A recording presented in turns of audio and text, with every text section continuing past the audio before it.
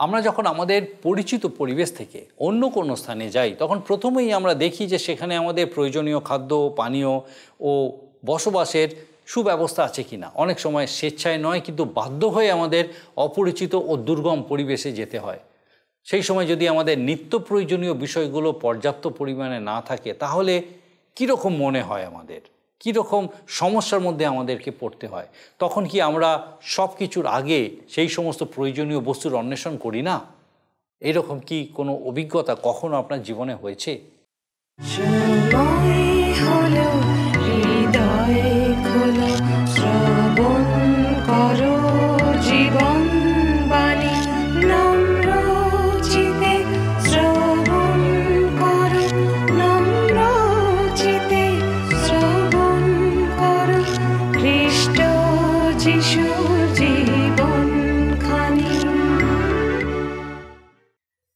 নমস্কার, প্রভু যীশু খ্রিস্টের মধুর নামে জীবনবাণী অনুষ্ঠানে আপনাকে স্বাগত জানাই। আমি খুব খুশি আজকে যে আরেকবার আপনি আমাদের সঙ্গে আমাদের এই জীবনবাণী অনুষ্ঠানে উপস্থিত হয়েছেন। আর আমার বিশ্বাস আপনি নিয়মিতভাবে আমাদের সঙ্গে আমাদের এই অধ্যয়নে উপস্থিত আছেন।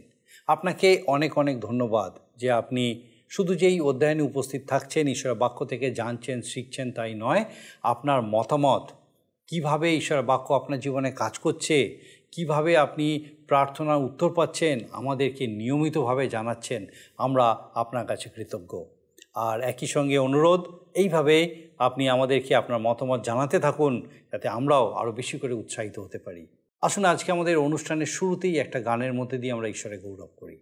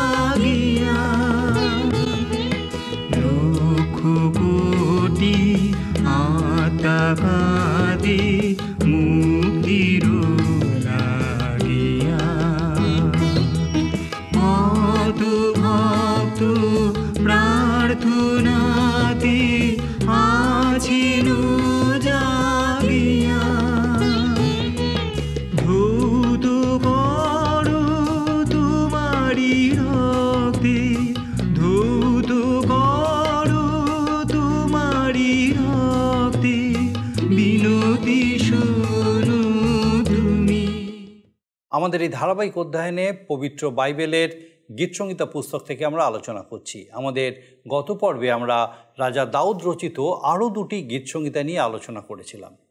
আরেকটি বার রাজা দাউদের সংকটপূর্ণ সময়ে তার ঈশ্বরের উপরে নির্ভরতা এই গীত দুটিতে প্রকাশিত হয়েছে। আর আমাদের আজকের আলোচ্য বিষয় হলো গীতসংহিতা 63 থেকে 66 গীত। গীতসংহিতা 63 একটি বিশেষ গীত যা রাজা দাউদ জিহুদার প্রান্তরে অবস্থান করার সময় রচনা করেছিলেন। এই গীত পাঠ করলে আশ্চর্যজনকভাবে একটি নিরাময়জনক অনুভূতি পাওয়া যায়। আমাদের জীবনের সকল ক্ষতের উপরে এটিকে মলমের মতো আরামদায়ক বলে মনে হয়। জীবন জলের প্রতি তৃষ্ণার কথা বলে এই গীত যা অসাধারণ চিন্তাধারার একটি প্রকাশ। জিহুদার প্রান্তর পৃথিবীর অন্যতম শুষ্ক স্থান। এমনই একটি স্থানে রাজা দাউদ যখন আত্মগোপন করেছিলেন, তখন তার জীবন কোনো অংশেই আরামদায়ক ছিল না। অথচ তাকে পানীয় জলের জন্য কাতর হতে দেখা গেল না। তিনি লিখেছেন যে আগে যেরকম পবিত্র স্থানে ঈশ্বরের জন্য আকাঙ্ক্ষিত হতেন, এখন এই রকম শুষ্ক জলবিহীন স্থানেও তিনি ঈশ্বরের জন্য পিপাসিত, আকাঙ্ক্ষিত। ঈশ্বরের প্রতি সীমাহীন বিশ্বাস না থাকলে এই রকম কথা বলা যায় না। এ কথা কেবল রাজা দাউদের পক্ষেই বলা সম্ভব। তিনি বলেছেন যে জীবনের থেকেও উত্তম বিষয় হলো ঈশ্বরের দয়া আর তারই আকাঙ্ক্ষা তিনি সারা জীবন করবেন। ভালোভাবে জীবনযাপন করার জন্য তার উত্তম খাদ্যদ্রব্যের প্রয়োজন নেই, বরং ঈশ্বরের আস্বাদ গ্রহণ করেই তিনি তৃপ্ত। গভীর রাতেও তিনি ঈশ্বরের ধ্যান করা থেকে বিরত থাকেন না। রাজা দাউদ এই গীত শেষ করেছেন এই আশা নিয়ে যে ঈশ্বর তার সমস্ত শত্রুর কবল থেকে তাকে উদ্ধার করবেন আর তিনি তার জন্য আনন্দ করবেন। 64 গীতটিও রাজা দাউদের জীবনের কোনো একটি ঘটনার উপরে আধারিত, যদিও সেটা কি তা সঠিকভাবে বলা যায় না। ভাববাণীগতভাবে মহাক্লেশের সময়কার কথা এখানে প্রকাশ করা হয়েছে। গীতটির বিষয়বস্তু হচ্ছে যে দুষ্ট বিজয়ী হলেও ঈশ্বর তার বিচার করবেন। আবারও দাউদ ঈশ্বরের কাছে বিনতি করছেন যেন তিনি তার আশ্রয়ে লুকিয়ে থাকেন। দাউদ বহুবার এই রকম প্রার্থনা করেছেন। প্রার্থনাই ছিল তার একমাত্র সহায়। দুষ্টরা, অধার্মিকেরা কীরকমভাবে সিদ্ধ লোকেদের উপরে অত্যাচার করবে তার বর্ণনাও এই গীতে তিনি করেছেন। কিন্তু শেষ পর্যন্ত তাদের এই তাড়নাকাল শেষ হবে এবং ঈশ্বর ধার্মিকদের উদ্ধার করবেন। 65 ও 66 গীত হচ্ছে খ্রিস্টের সহস্র বৎসর শাসনকালের সময়কার দুটি সঙ্গীত। 65 গীতকে বলা হয় পুনঃপ্রতিষ্ঠার গীত। এই জগতে স্থাপনকাল থেকে সমস্ত পবিত্র ব্যক্তিদের মাধ্যমে ঈশ্বর যা দান করার প্রতিজ্ঞা করেছিলেন, এই গীত হচ্ছে এটি সমস্ত কিছুর পুনঃস্থাপনের বিষয়।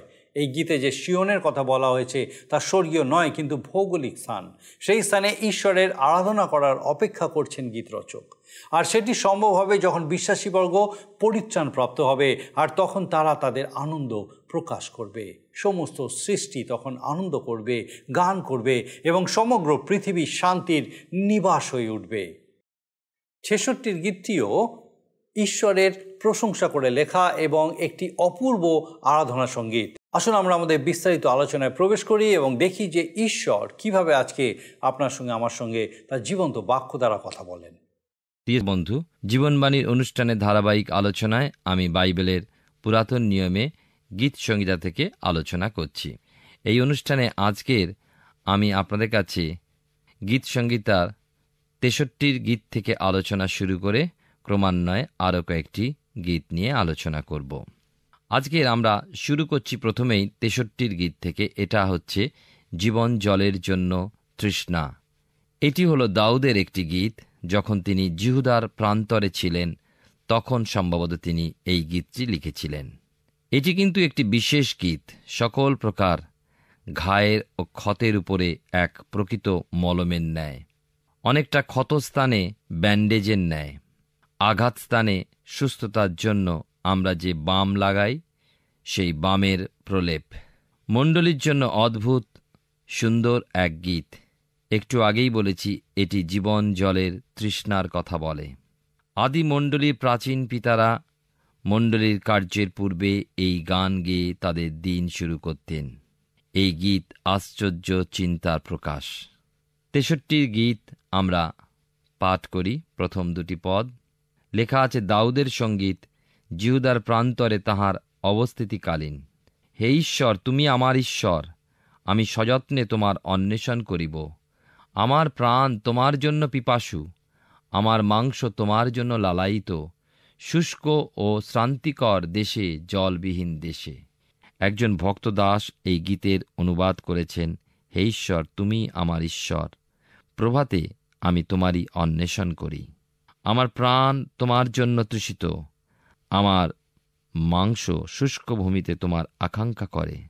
আমি যখন তোমার মন্দিরের দিকে দৃষ্টিপাত করি, তোমার পরাক্রম ও গৌরব অবলোকন করি। এটি হলো বিশ্বাস, কেবলমাত্র বিশ্বাস। এমন বিশ্বাসী বলতে পারে এই কথা। অনন্তকালীন ঈশ্বর মানুষের সকল চিন্তার মধ্যে সমাসীন। তিনি সৃষ্টিকর্তা, তিনি মুক্তিকর্তা, তিনি আমার পিতা, আপনার পিতা, তাকেই দাউদ অন্বেষণ করেছিলেন। তিনি জানতেন তৃষিত হওয়া কি। তিনি মরুসাগরের নিকটে গুহায় লুকিয়েছিলেন। আর এই স্থানটি হল পৃথিবীর একটি অন্যতম শুষ্কতম স্থান। এখানে যে কেউ আসে তৃষিত হয়ে পড়ে। আর আমরা দেখতে পাই দাউদ ঈশ্বরের জন্য তৃষিত। হে ঈশ্বর, তুমি আমার ঈশ্বর, আমি সযত্নে তোমার অন্বেষণ করিব। তলায় লেখা আছে প্রত্যুষে, আমার প্রাণ তোমার জন্য পিপাসু, আমার মাংস তোমার জন্য লালায়িত। ভক্ত দাউদ ঈশ্বরের জন্য তৃষিত। আপনি কি এমন অনুভবের মধ্যে দিয়ে কখনো গিয়েছেন যে আপনি তার জন্য তৃষিত? তাকে জানবার জন্য, তাকে পাবার জন্য, তার আরাধনা করার জন্য, তার ধ্যান করার জন্য, তার চরণতলে থাকার জন্য, তার জন্য কখনো কি আপনি তৃষিত হয়েছেন? দাউদকে লক্ষ্য করুন, তিনি সর্ব অবস্থায় তাঁর জন্য তৃষিত। তাঁর জন্য আজ আপনার হৃদয়ে কি প্রেম রয়েছে?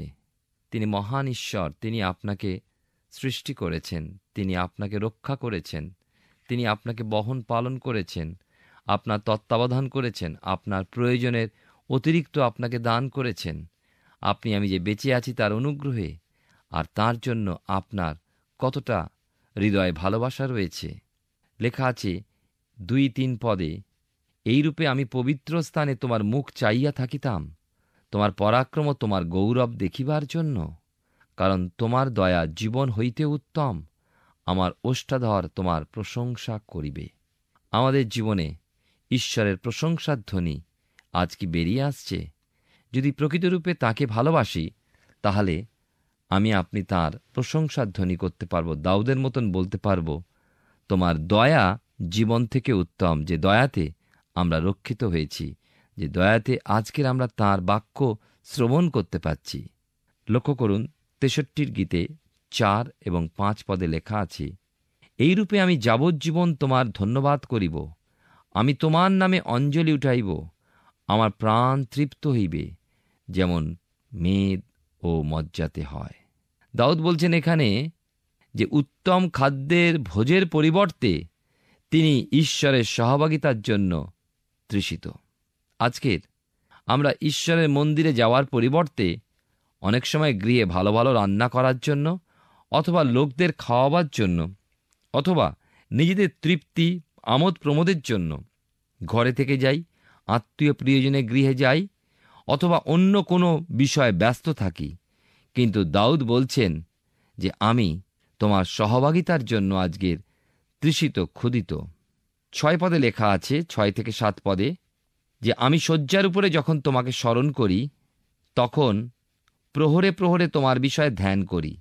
কেননা তুমি আমার সহায় হইয়া আসিতেছ, তোমার পক্ষ যুগলের ছায়াতে আমি আনন্দধ্বনি করিব। দাউদ ঈশ্বরের কথা ভেবেছিলেন। রাত্রে তিনি ঘুমাতে পারতেন না। আর রাত্রে যখন আপনার ঘুমের ব্যাঘাত ঘটে, তখন আপনি কি করেন? তখন আপনি ঈশ্বরের বাক্য ধ্যান করুন, প্রার্থনা করুন। দাউদ বলছেন, আমি শয্যার উপরে যখন তোমাকে স্মরণ করি, তখন প্রহরে প্রহরে তোমার বিষয় ধ্যান করি। আমাদের জীবনে, ঈশ্বর ভক্তের জীবনে কখনো সে সময় নষ্ট করে না। এমনকি রাত্রিবেলায় বিনিদ্র রজনীতে সে ঈশ্বরের বাক্যে ধ্যান করে, তাঁর চরণতলে প্রার্থনায় নিবিষ্ট থাকে। এই হচ্ছে ভক্তের জীবন। এবারে লক্ষ্য করুন 8 পদে লেখা আছে, আমার প্রাণ পদে পদে তোমার অনুসঙ্গী, তোমার দক্ষিণ হস্ত আমাকে ধরিয়া রাখে। আমাদের প্রাণ যেন তাঁর জন্য লালায়িত হয়। মনে রাখবেন, এটি একটি প্রাতঃকালীন গীত। আদি মণ্ডলীতে প্রতি প্রভাতে এই গান গাওয়া হতো। লেখা আছে 9-10 পদে, কিন্তু উহারা বিনাশার্থে আমার প্রাণের অন্বেষণ করে, তাহারা পৃথিবীর অধস্থানে যাইবে, তাহারা খড়গের হস্তে সমর্পিত হইবে, তাহারা শৃগালের খাদ্য হইবে। কিন্তু রাজা ঈশ্বরে আনন্দ করিবেন, যে কেহ তাহাতে শপথ করে সে শ্লাঘা করিবে, কারণ মিথ্যাবাদীদের মুখ রুদ্ধ হইবে। এবারে আমরা আসব এর পরের গীত, অর্থাৎ 64 গীত। মন্দ জয়লাভ করতে পারে, কিন্তু আমরা দেখব যে ঈশ্বর তাদের বিচার করবেন। এই গীতটি দাউদের জীবনের এক ঐতিহাসিক ঘটনা। যদিও বা ঠিক কোন সময় ঘটনাটি ঘটেছিল তা বলা সম্ভব নয়, এবং ভবিষ্যৎবাণীপূর্বক ভবিষ্যতে যখন ইসরায়েল মহাতাড়নার মধ্যে দিয়ে গমন করবে তখনকার সময়ও বর্ণনা করা হয়েছে। আর সেই সময় অবশিষ্ট বিশ্বস্ত ঈশ্বরের ভক্তেরা এই গান গাইবে। এটি আপনার ও আমার জন্য একটি অপূর্ব গীত। 64 গীতে প্রথম 2 পদে লেখা আছে, হে ঈশ্বর, আমার কাতরোক্তি রব শুনো, শত্রু ভয় হইতে আমার জীবন রক্ষা করো, দুরাচারদের গূঢ় মন্ত্রণা হইতে, অধর্মচারীদের জনতা হইতে আমাকে সংগোপন করো। এখানে আবার দাউদ ঈশ্বরের কাছে তার জীবন রক্ষার কথা বলছেন। তিনি অনেকবার এমন প্রার্থনা করেছেন এবং প্রার্থনাই ছিল তার আশ্রয়। প্রার্থনা হবে একমাত্র আশ্রয় মহাযাতনাকালেও, সেই শেষ দিনে। আমাদের জীবনে যেন প্রার্থনাই সব থেকে বড় আশ্রয় হয়। সর্ব অবস্থায় আমরা যেন প্রার্থনায় নির্ভর করতে পারি। দেখুন 3 থেকে 6 পদে কি লেখা আছে, তাহারা খড়গের ন্যায় আপন আপন জিহ্বা শানিত করিয়াছে, তারা কটু বাক্যরূপ তীর যোজনা করিয়াছে, যেন গোপনে সিদ্ধ লোকের প্রতি তাহা নিক্ষেপ করে, তারা অকস্মাৎ তাহাকে বান মারে, ভয় করে না। পৃথিবীতে আমি দেখেছি সিদ্ধ লোকেরা, ন্যায়বান লোকেরাই বেশি দুঃখ ভোগ করে, বেশি যাতনার মধ্যে দিয়ে যায়। লোকেরা তাদেরকে সব থেকে বেশি ভুল বোঝে। লেখা আছে, তাহারা কুমন্ত্রণায় আপনাদিওকে সবল করে, গোপনে ফাঁদ পাতিবার বিষয়ে কথাবার্তাও কহে। তাহারা বলে, কে আমাদিওকে দেখিবে? তাহারা অপরাধের সন্ধান করিয়া লয়, বলে, আমরা সন্ধানের চূড়ান্ত করিয়াছি, প্রত্যেকের অন্তর্ভাব ও হৃদয় গভীর। এবারে দেখব 7 থেকে 10 পদে লেখা আছে, এইরূপে তাহারা উচট খাইবে, তাহাদের জিহ্বা তাহাদের বিপক্ষ হইবে, যত লোক তাহাদিওকে দেখিবে সকলে মাথা নাড়িবে, আর মনুষ্যমাত্র ভীত হইবে। তাহারা ঈশ্বরের কর্ম প্রচার করিবে, আর তাহার কার্য বিবেচনা করিবে। ধার্মিক লোক সদাপ্রভুতে আনন্দ করিবে ও তাহার শরণাগত থাকিবে, আর সরলচিত্ত সকলে শ্লাঘা করিবে। আমি যখন জগতের দিকে দেখি, তখন আমি এই সিদ্ধান্তে পৌঁছেছি, আমরা সেই কাজ করি যা দাউদ করেছিলেন, ও এইটি ইসরায়েল জাতি মহা যাতনাকালে করবে, তা হল ঊর্ধ্ব দিকে দৃষ্টিপাত। আর ঈশ্বরই হলেন আমাদের একমাত্র আশা। এবারে আমি আপনাদের কাছে আসব 65 গীতে। এই গীতের শিরোনামে বলা হয়েছে প্রধান বাদ্যকরের জন্য সঙ্গীত। দাউদের গীত, এই গীতটিকে আমরা প্রত্যার্পণের গীত বলতে পারি। সৃষ্টির কাল থেকে ঈশ্বর তাঁর ভক্ত সন্তান ও ভাওবাদীদের মুখ দিয়ে যে সকল দানের কথা বলেছেন, সেই সকল প্রত্যার্পণ বিষয় এই গীত। প্রেরিত তার 3 অধ্যায় 21 পদে আমরা দেখি যে ভাওবাদীদের মুখ দিয়ে ঈশ্বর কোনো বিষয়ের উল্লেখ করছেন কি জগতে প্রকৃতির মাঝে আমরা যা পাচ্ছি, পর্বত, সাগর, নদী, গাছপালা, পশু পাখি, অথবা দুষ্টের পরিবর্তন, মৃতের উত্থাপন। আমি তো একটা বিষয় দেখি, সেটা হলো ইসরায়েলের পুনঃস্থাপন। জগতস্থ বিষয় হতে যা পাওয়া যায়, সাধু পৌল তাঁর পত্রে ফিলিপিও তার 3 অধ্যায় 8 পদে এই কথা লিখাচ্ছেন, আর বাস্তবিক আমার প্রভু খ্রিস্ট যিশুর জ্ঞানের শ্রেষ্ঠতা প্রযুক্ত আমি সকলই ক্ষতি বলিয়া গণ্য করিতেছি। তাহার নিমিত্ত সমস্তেরই ক্ষতি সহ্য করিয়াছি এবং মলবৎ গণ্য করিতেছি, যেন খ্রিস্টকে লাভ করি। 65 গীতের 1 পদে লেখা আছে, হে ঈশ্বর, সিয়নের প্রশংসা তোমার অপেক্ষা করে, তোমার উদ্দেশ্যে মানত পূর্ণ করা যাইবে। দাউদ সিয়ন বলতে স্বর্গের কথা বলছেন না, কিন্তু সিয়ন নগরী, মর্তে ঈশ্বরের আবাসস্থলের কথা বলেছেন। আজও যদি ইসরায়েল দেশে বেড়াতে যান, দেখবেন লেখা আছে ওয়ে টু জায়ন, অর্থাৎ সিয়নের পথ। বেশ চড়াই পথ, কিন্তু ওই পথ আপনাকে স্বর্গে পৌঁছে দেবে না। এই জগতের পুরাকালে স্থাপিত এক পবিত্র নগরীর অবশিষ্ট যা আছে তার মধ্যে নিয়ে যাবে। দাউদের সময় ঈশ্বরের উদ্দেশ্যে সকল মানত সিয়ন নগরে ঈশ্বরের আবাসস্থলে পূর্ণ করা হতো। দাউদ তাঁর গীতে এই কথা বলেছেন যে সেই প্রার্থনা শ্রবণকারী সেই স্থানে আছেন এবং মনুষ্য মাত্রই তাঁর কাছে আসবে। আর আমরা যত অপরাধ, যত পাপ করে থাকি না কেন, তাঁর কাছে গেলে তিনি সকল অধর্ম ক্ষমা করে দেবেন। 65 গীতে 4 পদে লেখা আছে, ধন্য সেই যাহাকে তুমি মনোনীত করিয়া নিকটে আনো, সে তোমার প্রাঙ্গণে বাস করিবে। আমরা পরিতৃপ্ত হইব তোমার গৃহের উত্তম দ্রব্যে, তোমার পবিত্র মন্দিরের উত্তম দ্রব্যে। 32 গীতে 2 পদে লেখা আছে, ধন্য সেই ব্যক্তি যাহার পক্ষে সদাপ্রভু অপরাধ গণনা করেন না ও যাহার আত্মায় প্রবঞ্চনা নাই। প্রিয় শ্রোতা বন্ধু, প্রিয় ভাই ও বোন, আজ আপনাকে কি বলা যাবে ধন্য সেই যাহাকে তুমি মনোনীত করিয়া নিকটে আনো? প্রভু যীশু বলেছেন, আমাদিয়া না আসিলে কেহ পিতার নিকটে আইসে না। রোমিও তার 4 পদে লেখা আছে, সেই যীশু আমাদের অপরাধের নিমিত্ত উত্থাপিত হইলেন। আবার 1 যোহন 1 পদে লেখা আছে, যদি আমরা আপন আপন পাপ স্বীকার করি, তিনি বিশ্বস্ত ও ধার্মিক, সুতরাং আমাদের পাপ সকল মোচন করিবেন এবং আমাদিওকে সমস্ত অধার্মিকতা হইতে সূচি করিবেন। 65 গীতে 4 পদে লেখা আছে, এ মুক্তি প্রাপ্ত লোকদের যে আনন্দ, আপনিও সেই আনন্দের ভাগী হবেন।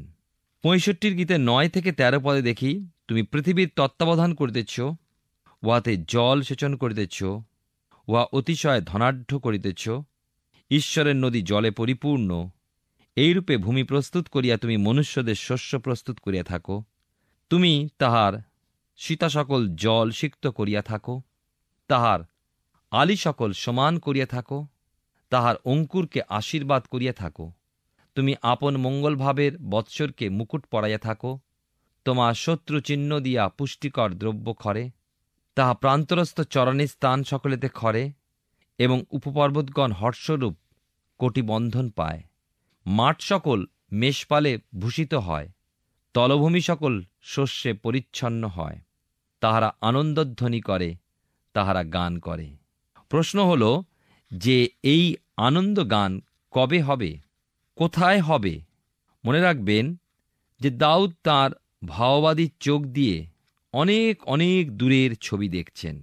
যখন খ্রিস্ট যিশুর দ্বিতীয় আগমনের পর এই জগতে রাজত্ব করছেন সহস্র বৎসর কালের জন্য, মরুভূমি ফুলে ভরে গেছে, পৃথিবীতে শান্তি বিরাজ করছে, এবং এই দর্শন লাভ করে ঈশ্বরের সকল দানের জন্য প্রশংসা জানাতে ও ধন্যবাদ দিতে দাউদ এরপরে 66 সংখ্যার গীতটি রচনা করলেন, প্রধান বাদ্যকরের জন্য গীত। অবশ্য কেউ কেউ সন্দেহ করেন দাউদ কি এই গীতটি রচনা করেছেন, কেননা ঐতিহাসিক পটভূমি কিছু জানা নেই। বেশিরভাগ জন কিন্তু মনে করেন 65 গীত লেখার পরেই তিনি এই 66 গীতটি লিখেছেন, যেখানে লেখা আছে, হে জাতিগণ, 8 পদে, আমাদের ঈশ্বরের ধন্যবাদ করো, তাহার প্রশংসাধ্বনি শ্রবণ করাও। এই পদটা ভবিষ্যতে ইসরায়েল জাতি যখন পুনঃস্থাপিত হবে নিজ রাজ্যে, তখনকার একটা ছবি। ভাওবাদী জিহিসকেল বলেছেন, সেই দিন তারা বলিদান উৎসর্গ করবে। পুরাতন নিয়মে ওই বলিদান খ্রিস্টের প্রতীক। আবার তারা যখন ভবিষ্যতে বলিদান করবে, সেটা খ্রিস্টের দ্বিতীয় আগমনের উপলক্ষে। প্রত্যেক মেষ ঈশ্বরের সেই মেষ শাবকের প্রতীক, যিনি জগতের পাপভার লয়ে যান। যোহন তার 1 পদে যে বিষয় আমরা দেখতে পাই, আমরা দেখব এরপরে 67 গীত, যেটি ধন্যবাদ ও প্রশংসার বিষয়। গীতসংহিতা 65, 66 ও 67 তিনটেই একটা পরিবারের পরস্পর সম্বন্ধীয় গীত, এককে ছেড়ে অপর নয়। এই গীত রচনার সম্পূর্ণ মনের ভাব ওই তিনটে গীতের মধ্যে দিয়েই কিন্তু প্রকাশ পেয়েছে। গীত 67 এটাকে সরাসরি 3 ভাগে ভাগ করা যায়। এক হলো বলবার কারণ, 67 অধ্যায় 1 পদে, 2 বলার ফল 2 থেকে 4 পদে, আর 3 হচ্ছে বলার উপায়, 67 গীতে 6 এবং 7 পদে। আবার এই গীতেই 3টি ব্যক্তিত্ব জড়িত রয়েছে, 1 ঈশ্বর, 2 ইসরায়েল জাতি, 3 সমস্ত জাতি বা পরজাতি। এই গীতটিতে 7টি পদ আছে এবং পবিত্র বাইবেলে 7 সংখ্যা সম্পূর্ণতা বোঝায়, আর যা সম্পূর্ণ তা সিদ্ধ। আবার এই গীত ঈশ্বরের মনোবাসনাও প্রকাশ করে, তিনি কি চান। এই 67 গীতটি আগামী সপ্তাহে আমরা আরও গভীরভাবে দেখব এবং আলোচনা করব।